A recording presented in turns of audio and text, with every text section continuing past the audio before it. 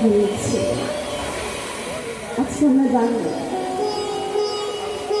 আচ্ছা বলুন তো মা, আমরা একটা আঙুলের ওপর কি একটা ইট ধরে থাকতে পারবো মা? কি গো মা, পারবো? পারবো। কিন্তু এই যে এত বড় একটা পর্বত, গিরি গোবর্ধন পর্বত, ভগবান শ্রীকৃষ্ণ কোথায় ধারণ করেছিলেন? বাম হাতের কনিষ্ঠা আঙুলের ওপর। কেন এবার ধারণ করেছিলেন? আচ্ছা আমরা লীলার মধ্যে থেকে জানতে পারবো। তাই মা গো, আমাদের লীলার বিষয়বস্তু হলো গিরি গোবর্ধনের কৃষ্ণ সাধনা।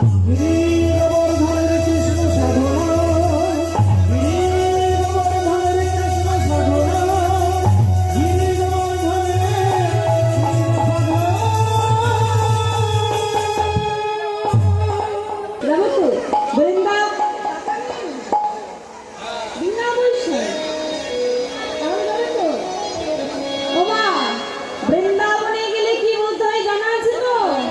রাধে রাধে। রাধে রাধে। তাহলে না রাধে রাধে বলবো তো সবাই মিলে? রাধে রাধে বলতে বলতে বৃন্দাবনে প্রবেশ করবো। সবাই মিলে করতালি দিয়ে রাধে তোমায় বাঁধি বাঁধি করছি যে মানা, যমুনাতেই জল নামিতে নাচে ও রাধে ও রাধে।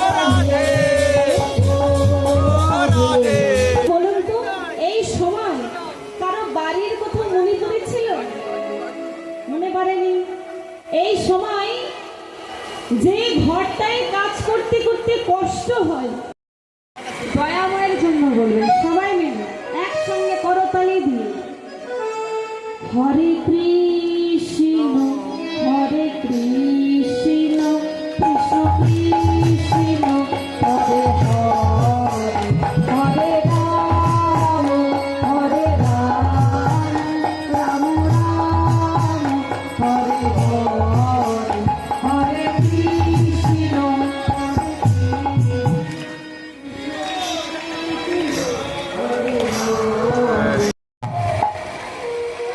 আর সেইখানে তুমি আমাদের চরণ সেবা করবে। তবে সব আমাদের চরণে পেতে গেলে তোকে একটা পরীক্ষা নিতে হবে। যদি পরীক্ষায় পাশ করিস তবে বৃন্দাবনে পাঠাবো, নচেত নয়। তাই হে ভক্তমণ্ডলী, সত্যযুগ শেষ হয়েছে, ত্রেতাযুগ এসেছে। ত্রেতাযুগে অযোধ্যায় জন্মগ্রহণ করেছে আমার প্রভু রামচন্দ্র। রূপে। হরি। আর ওই গোবর্ধনকে পরীক্ষা করার জন্য তার দ্বিতীয় জন্মটা কোথায় দিয়েছে?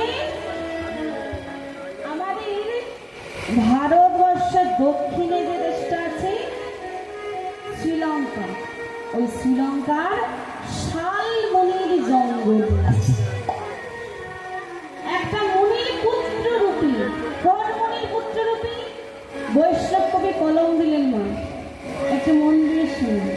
কোন মুনির পুত্র রূপী? ব্রহ্মগিরি পুত্র সেজে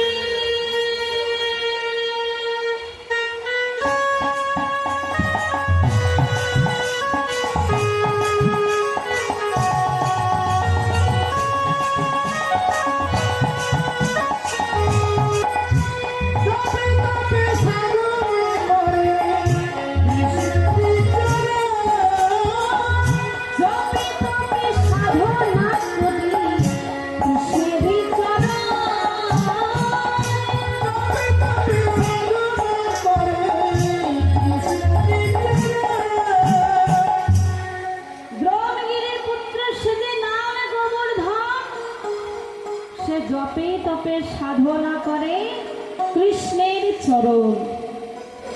কিন্তু প্রশ্ন হলো বাবা, সেটা যুগে কি কৃষ্ণ নাম ছিল? কি গো বাবা, সেটা যুগে কি কৃষ্ণ নাম ছিল? হ্যাঁ, ছিল না। কি নাম ছিল? হ্যাঁ, রাম নাম। তাহলে বৈষ্ণব কবি বললেন জপে তপে কৃষ্ণ নাম। তবে কি বৈষ্ণব কবি ভুল লিখলেন? দেখুন বাবা, বৈষ্ণব কবি তো ভুল লিখতে পারেন না। তিনি বললেন সেটা যুগে ভগবানের ওই একটাই ভক্ত ছিল, ওই একজনই ছিল যে রাম নাম করত না, কৃষ্ণ নাম করত। কেন করত না? সে যখন সৃষ্টি হয়েছিল রাধার রূপ দর্শন করেছিল, কৃষ্ণের রূপ দর্শন করেছিল। তাই সেই রূপটাকে মনে করি আজও শালবনের জঙ্গলে সে কি করে জানেন? সদাই কৃষ্ণ কৃষ্ণ কৃষ্ণ হরে কৃষ্ণ হরে। যুগ শেষ হয়েছে, যুগ এসেছে। যুগে অযোধ্যায় জন্মগ্রহণ করেছে আমার প্রভু রামচন্দ্র। আর ওই গোবর্ধনকে পরীক্ষা করার জন্য দ্বিতীয় জন্মটা কোথায় দিয়েছি? শালবন্দি জঙ্গলে। বাবার নাম হলো দ্রোণগিরি। এবার যাকে প্রভু জন্ম দিয়েছে তাকে তো পরীক্ষা করে দেখবে যে তার অন্তরে কতটা ভক্তি আছে, তাই না? কারণ যে ঘরে আমি বাস করব সে ঘরটা কতটা শক্ত আমায় দেখে নিতে হবে না? পরীক্ষা করতে হবে। কিন্তু পরীক্ষা করবে কি? পরীক্ষা করার আগেই ছেলেটা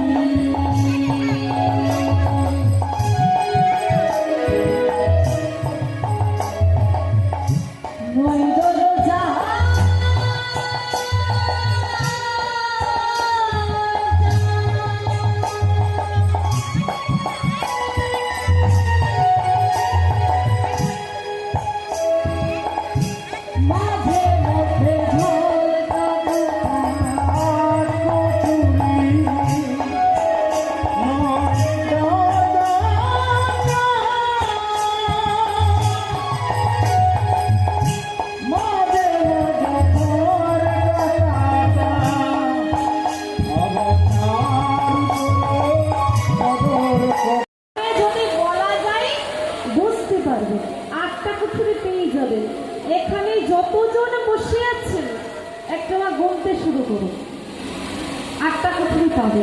প্রথম দুটো কুঠুরি হলো আমাদের এই চোখের ভেতর দুটো কুঠুরি, কানের ভেতরে দুটো। ভেবে বললো না কটা? 7টা। 6টা না 7টা? 6 আমার মায়েরা মন দিয়ে শুনছে। ছটা হয়েছে, আর এই যে খাবার খাই এই মুখটা দিই, এটা হলো 7টা। আর এই জায়গায় একটা সব থেকে বড় কুঠুরি আছে, একটা কুঠুরি পেয়েছি। এবারে 9টা দরজা কোথায় আছে দেখুন, দেখুন না, আমাদের এই চোখটাও কিন্তু বন্ধ হয়ে যায়, হয়তো চোখ হলো 2টো দরজা, কানও বন্ধ হয়ে যায়, নাকও বন্ধ হয়ে যায়। এই যে কথা বলে মুখটা দিয়ে, এই মুখটাও বন্ধ হয়ে যায়। কটা হয়েছে? হ্যাঁ? কটা হয়েছে মা? 7টা। আর 2টো দরজা দিয়েছে বলে ভগবান আমরা বেঁচে আছি, না হলে নিতাই গৌর।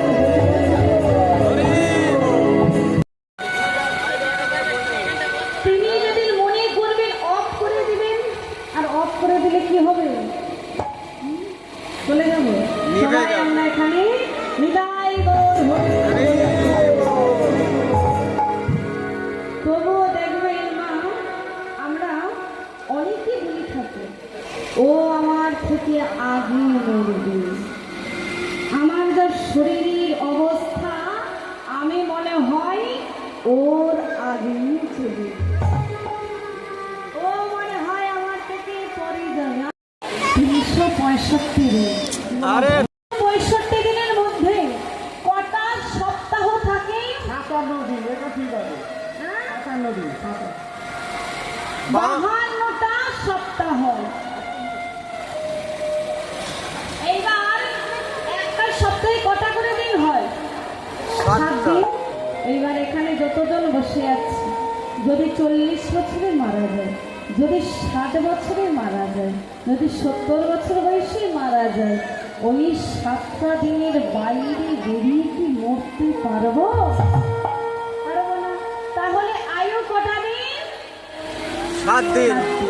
শুধু এইটুকু মনে, সেটা থেকে তাকে দিচ্ছি মানব রূপ, আর মানব রূপী সে এখনো আমার নাম করছে। এক কাজ করি, ওকে এই জায়গায় নিয়ে আসছি, কিন্তু ওকে আনতে যাবে কি? তুই যাবি? আর কেউ যাবে?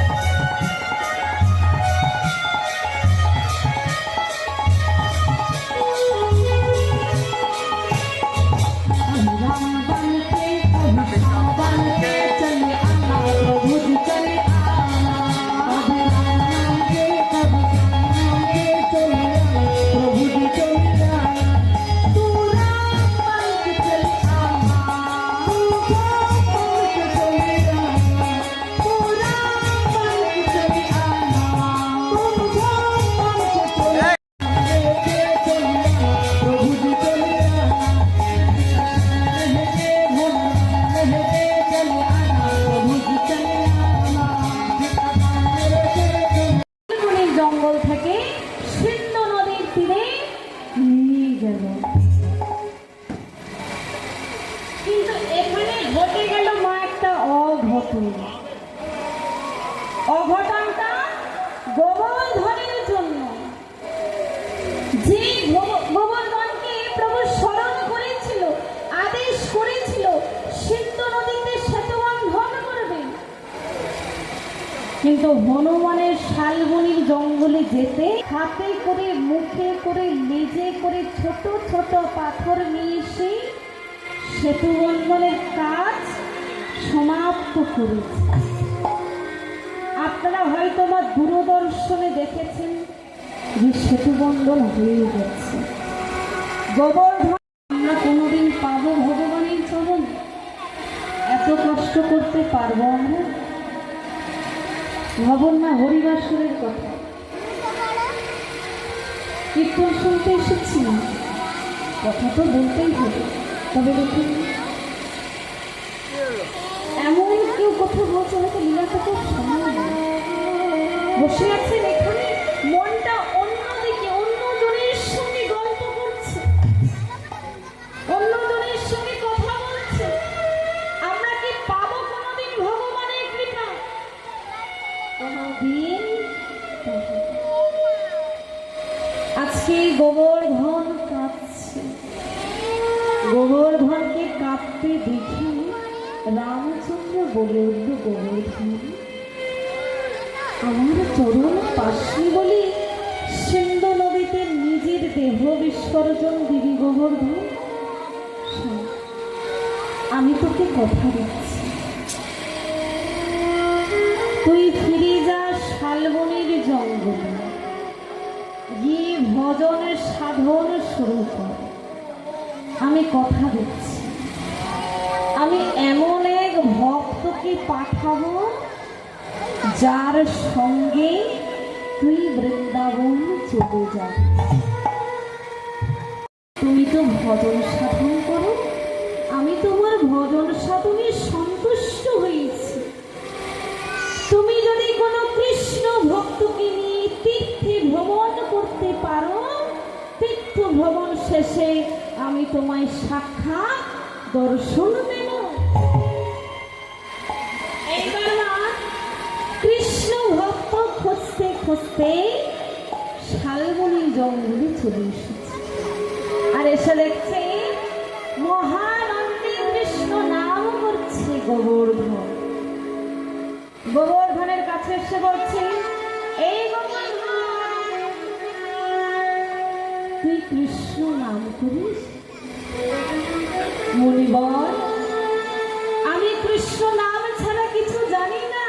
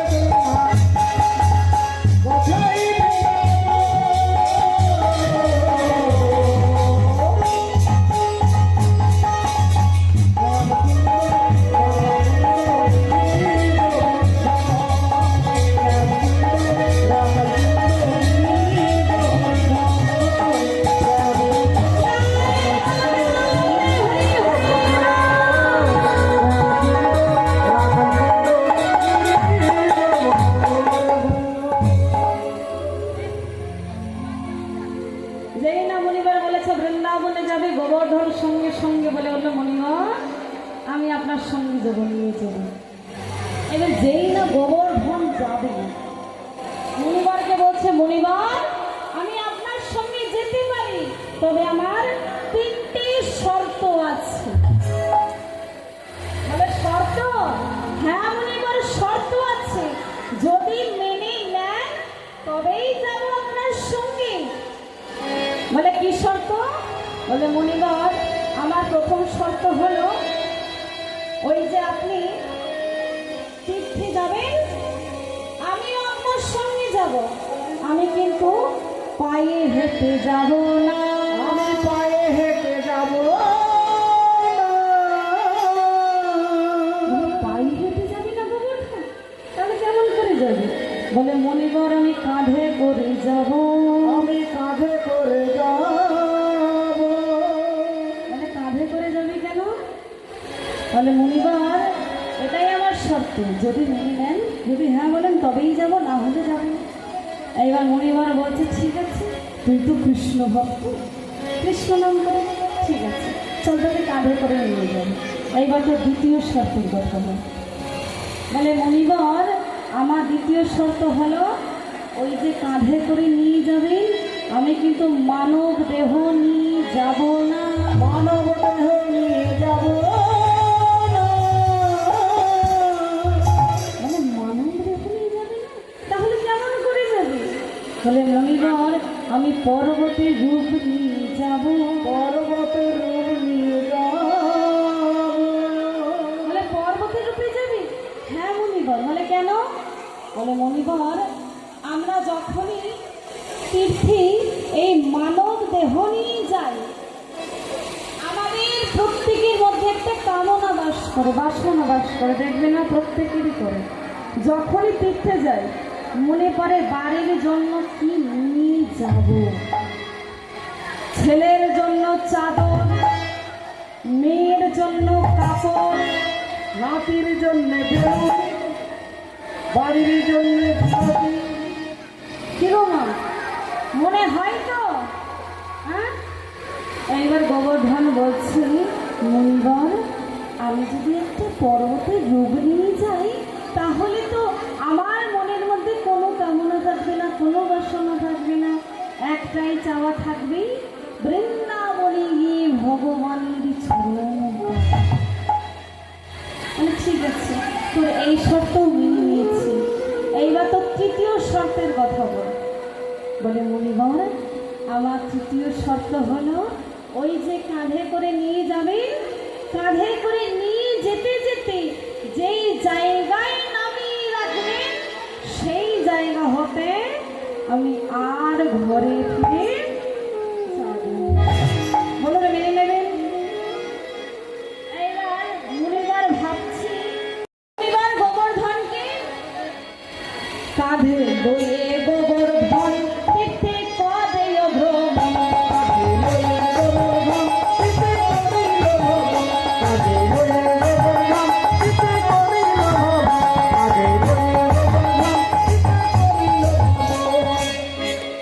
ওমা, চার তীর্থ,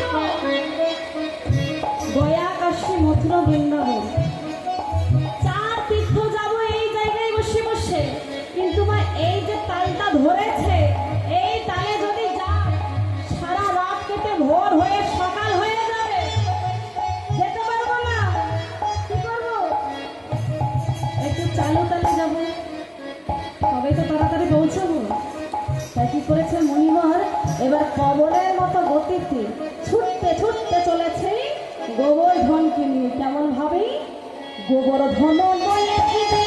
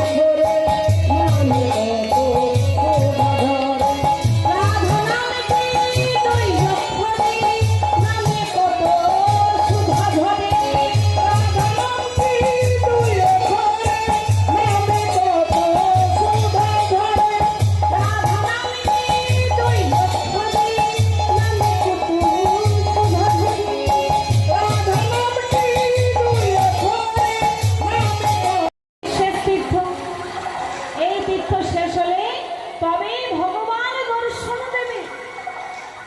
তাই কি করেছে, যমুনার জলে স্নান করে তুলসী পত্র ভক্ষণ করে যেই না শরীরের ক্ষমতা ফিরে এসেছে, গোবর্ধনকে নিয়ে যাবে। এসে দেখছে আর গোবর্ধন কি করেছে, বৃন্দাবনে সেই পূর্ণ শরীরটাকে বিস্তার করে দিয়েছে।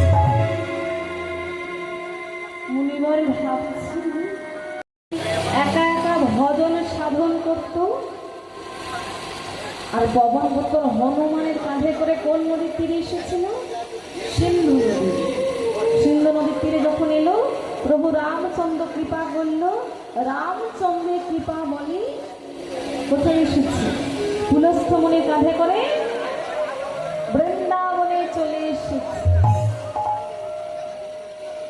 এইবার মা আমরা সেই প্রশ্নটা জানবো যে ভগবান কেন বাম হাতের কনিষ্ঠা আঙুলের ওপর গিরি গোবর্ধন ধারণ করেছে, কেন এবার এত বড় একটা পর্বত ভগবান শ্রীকৃষ্ণ তার বাম হাতের কনিষ্ঠা আঙুলের ওপর ধারণ করেছে।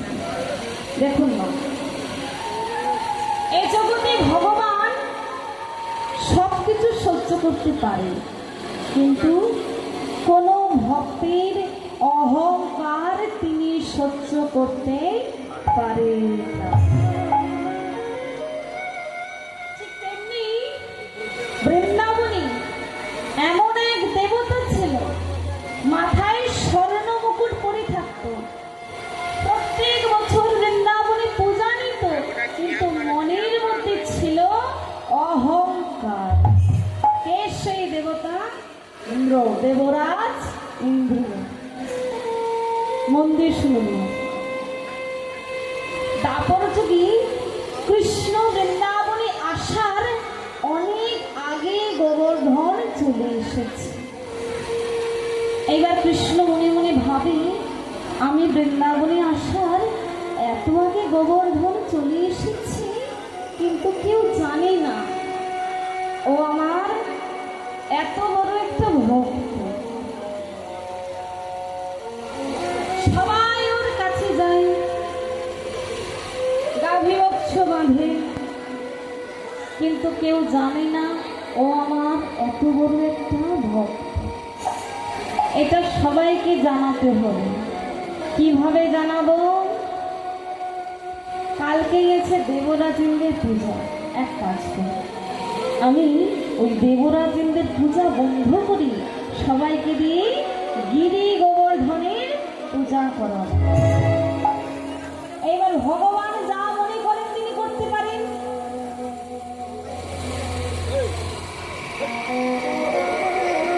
তিনি যদি মনে করেন এই জায়গায় দৃষ্টি দেবে দিতে পারেন, সেই ক্ষমতা আছে।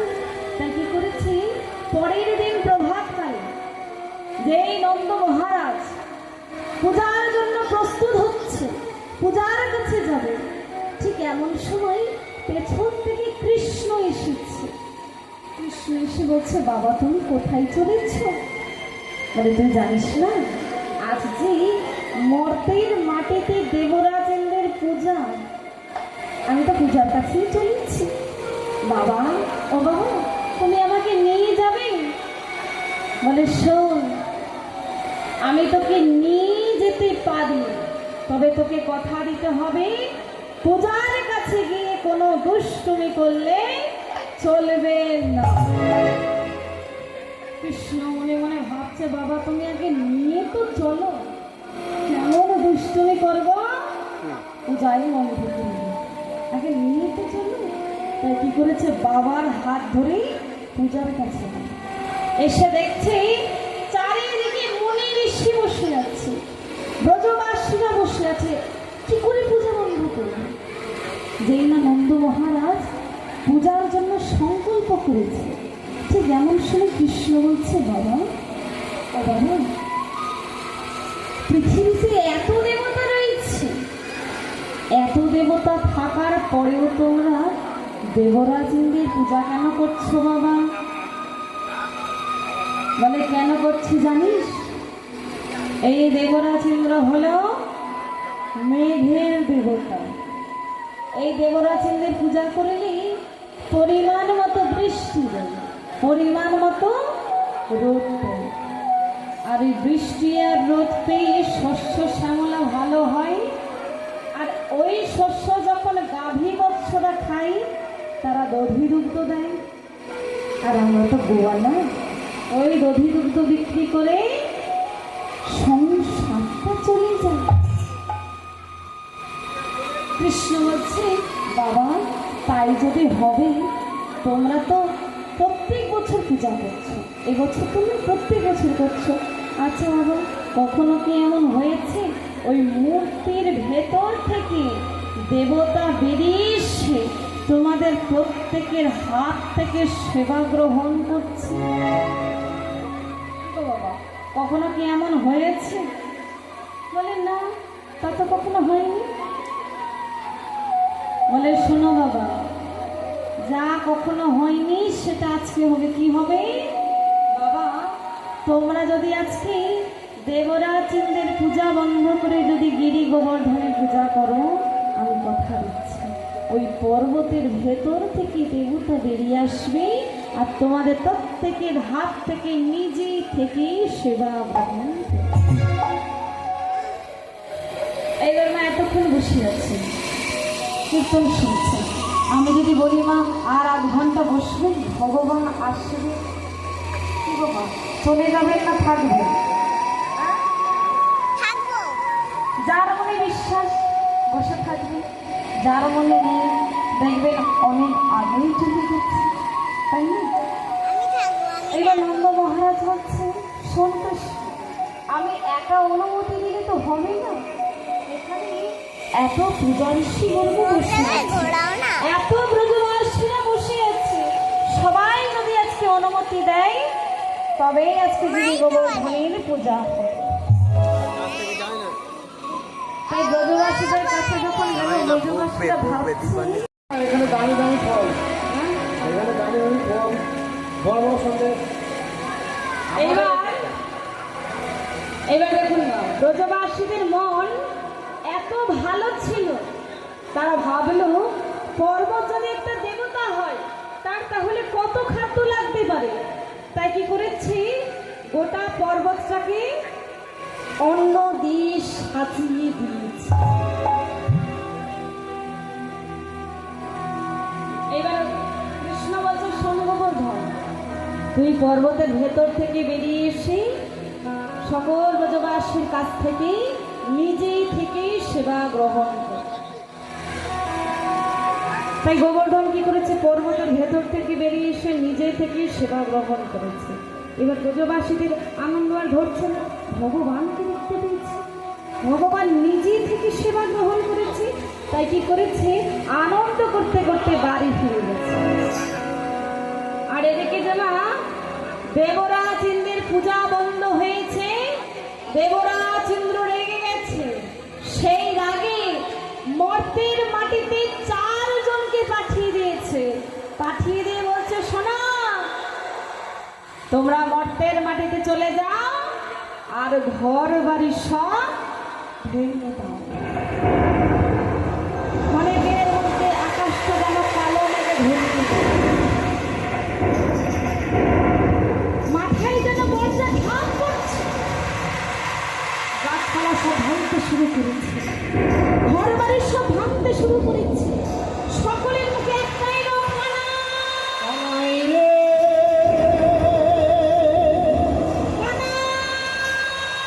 কানাই রে, রক্ষা কর কানাই রে। এই না এমন হচ্ছে, কেউ কেউ বলে শোন, দেবরাজ ইন্দ্রের পূজা বন্ধ করেছি সেই রাগে বৃষ্টি হচ্ছে। আবার কেউ কেউ বলে শোন, যার আদেশে পূজা বন্ধ করেছি, চল আমরা একসঙ্গে তার কাছে। তাই সকল ব্রজবাসী একসঙ্গে কৃষ্ণের কাছে এসেছে। কৃষ্ণ বলছে, শোনো ব্রজবাসী, আমার কাছে কেন এসেছ? তোমরা তো আমার পুজো করো না, তোমরা যার পূজা করিচ্ছ তার কাছে যাও, সেই তোমাদের রক্ষা করবে। তাই কৃষ্ণ সকল ব্রজবাসীকে সঙ্গে নিয়ে গোবর্ধনের কাছে গেল। গোবর্ধনের কাছে এসে বলছে, শোন গোবর্ধন, তোর মনে পড়ে সেই দিনের কথা? আমার চরণ পাশনি বলি সিন্ধু নদীতে নিজের দেহ বিসর্জন দিবি বলেছি, আর আমি বলেছিলাম এমন এক ভক্ত আসবে যার সঙ্গে বৃন্দাবনে যাবি, আর বৃন্দাবনে গিয়ে শুধু আমার চরণ নয়, তুই সকল ব্রজবাসীর চরণ পাবি। দেখ গোবর্ধন, আজ সেই দিন, শুধু আমার নয়, দেখ তুই সকল ব্রজবাসীর চরণে সেবা করবি। গোবর্ধন, তোর মনে পড়ে সেই দিনের কথা? নিজের শরীরের দুই ভাগ কমিয়ে পুলস্থ মনির কাঁধের ওপর উঠে এসে বসেছি। আজকেও তুই তাই কর গোবর্ধন, নিজের শরীরের দুই ভাগ কমিয়ে তুই বাম হাতের কনিষ্ঠা আঙুলের ওপর উঠে এসে বসা। তাই গোবর্ধন কি করেছি, নিজের শরীরের দুই ভাগ কমিয়ে ভগবান শ্রীকৃষ্ণের বাম হাতের কনিষ্ঠা আঙুলের ওপর উঠে এসে বসেছি। আর তার মাঝে গহ্বর সৃষ্টি হয়েছে, আর সেই গহ্বরে সকল ব্রজবাসী রক্ষা পেল। একদিন দুদিন নয়, মহানন্দে দেখতে দেখতে কেটে গেল 7 দিন।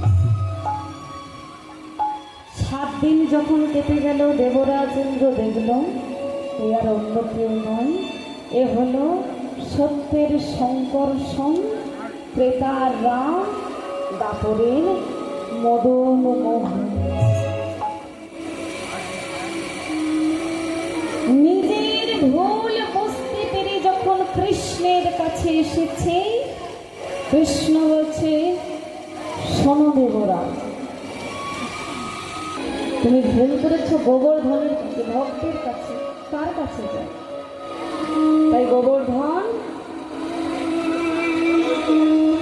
তাই দেবরাজ ইন্দ্র গোবর্ধনের কাছে যখন এসেছে, গোবর্ধন বলছে, শোনো দেবরাজ, আমার কাছে তোমাকে ক্ষমা চাইতে হবে না। শোনো, তুমিও কৃষ্ণ ভক্ত, আমিও কৃষ্ণ ভক্ত। এসো, আমাদের দুজনের একটাই কাজ হবে, কৃষ্ণকে স্মরণ করে চলা, গোবিন্দকে স্মরণ করে চলা, সৎ পথে চলা। মর্তের মাটিতে শুরু হলো গিরি গোবর্ধনী। ভালোবাসাটা কমে গেছে কেন বলুন তো মা? ধর্মের অভাবে। আর সেই ধর্মকে স্থাপন করার জন্য আজকে আমার কমিটি দাদা ভাইরা এত সুন্দর হরিনাম যজ্ঞের আয়োজন করেছে। তাই সবাই মিলে দুটি বাহু তুলে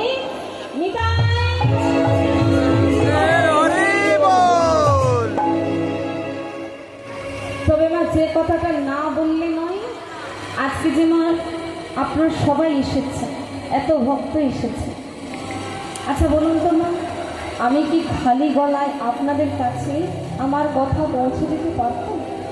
হ্যাঁ, কি গো মা, শুনতে পেতেন আমার কথা? পেতেন? এটা সম্ভব হয়েছে এই মাইক্রোফোনের জন্য। এটা সুন্দরভাবে পরিচালনা করছে আমার মাইক দাদা, এত সুন্দর সাউন্ড সিস্টেম দিয়েছে, যার জন্য আমরা সবাই এত সুন্দরভাবে আপনাদের সঙ্গে কীর্তন পরিবেশন করতে পারলাম, তাই তো? তাই এবার মাইক দাদার জন্য সবাই মিলে দুটি বাহু তোলে।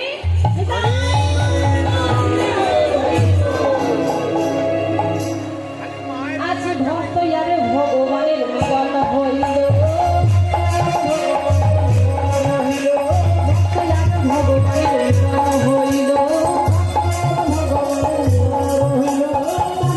সবাই মিলে হরি হরি বলো, সবাই মিলে হরি হরি বলো,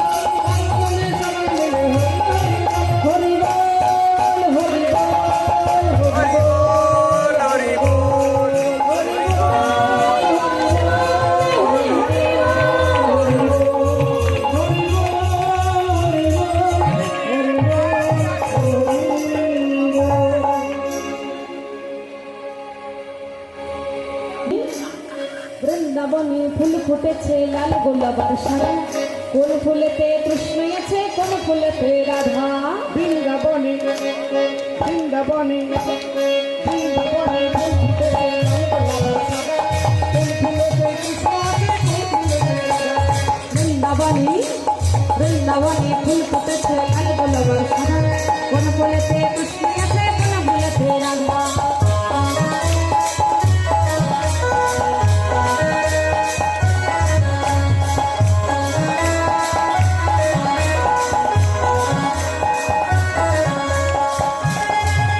বৃন্দাবনে ফুল ফুটেছে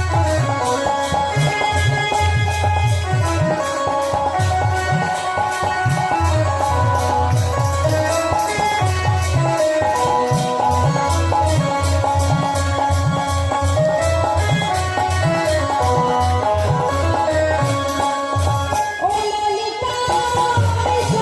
গোলাপের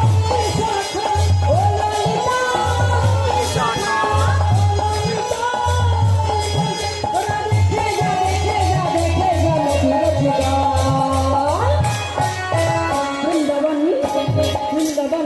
রাধা। বৃন্দাবনে ফুল ফুটেছে লাল গোলাপের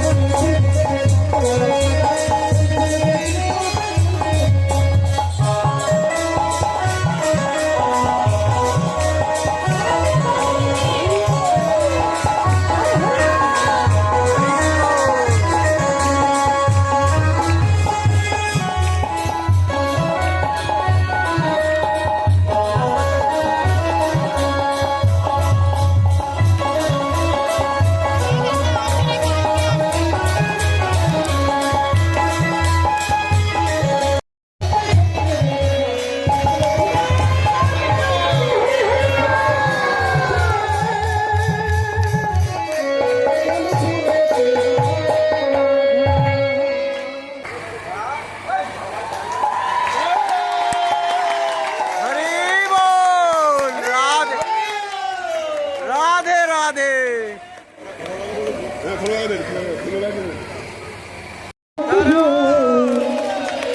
কৃষ্ণ নামে রস প্রিয়া কাদো, রাধে রাধে রাধে জপা করো, কৃষ্ণ নামে রস প্রিয়া করো। রাধে রাধে হরি বল।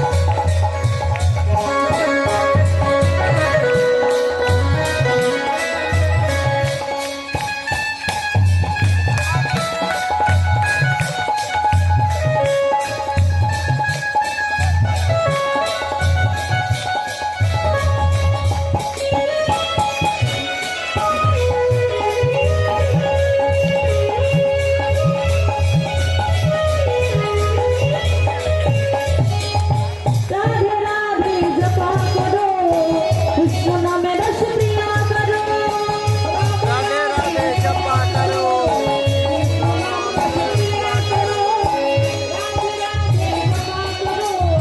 কৃষ্ণ নামে রস প্রিয়া করো।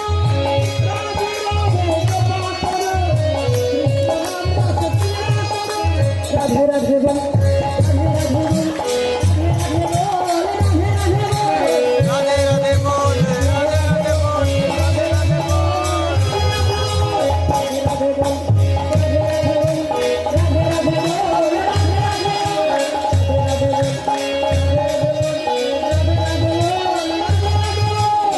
রাধে রাধে রাধে রাধে রাধে রাধে জপা করো, কৃষ্ণ নামে রস প্রিয়া করো।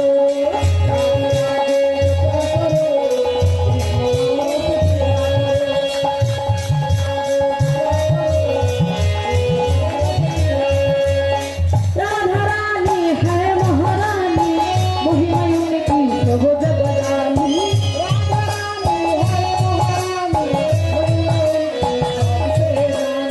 राधा रानी है महारानी, महिमा उनकी सब जग जानी।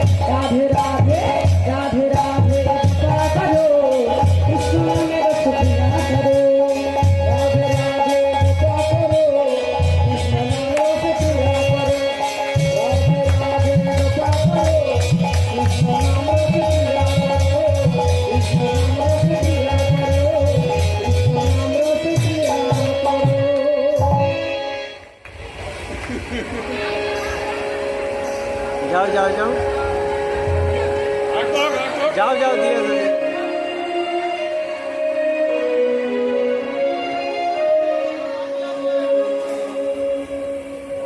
জয় গোপাল জয় গোপাল কৃষ্ণ কানাইয়া সমুদ সুন্দর শ্যাম তোমার বন্ধু জয় গোপাল